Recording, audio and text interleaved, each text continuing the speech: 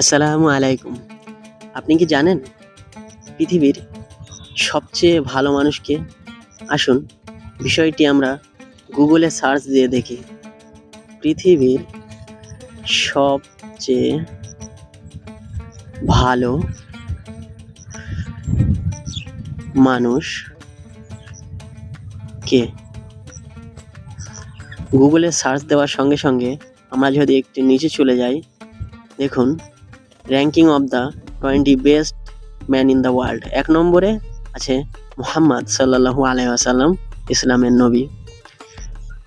দ্বিতীয় Isaac Newton, তৃতীয় ঈসা, যিশু, একে একে। চতুর্থ আছে গৌতম বুদ্ধ, একে একে অনেকেই আছে। কিন্তু প্রথমেই ১ নম্বরে গুগল যেটা আমাদের দেখাচ্ছে সেটা হচ্ছে মুহাম্মদ, পৃথিবীর সবচেয়ে ভালো মানুষ। আসুন তার সম্পর্কে আমরা সংক্ষেপে কিছু জেনে নিই। রাসূলুল্লাহ সাল্লাল্লাহু আলাইহি ওয়াসাল্লাম ৫৭০ খ্রিস্টাব্দে মক্কা নগরীতে জন্মগ্রহণ করেন এবং ৬৩২ খ্রিস্টাব্দে মদিনায় ইন্তেকাল করেন। তিনি ৪০ বছর বয়সে নবুয়াত পান।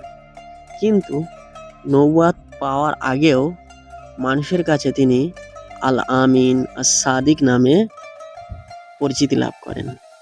আল আমিন অর্থ বিশ্বস্ত বা নির্ভরযোগ্য একজন মানুষ এবং আস-সাদিক অর্থ সত্যবাদী, যিনি সবসময় সর্বদা সত্য কথা বলে থাকেন। রাসূল সাল্লাল্লাহু আলাইহি ওয়াসাল্লাম বিষয়ে আরও জানতে কমেন্ট করুন এবং এই ধরনের ইসলামিক ভিডিও পেতে আমাদের চ্যানেলটি সাবস্ক্রাইব করে আমাদের সঙ্গে থাকুন।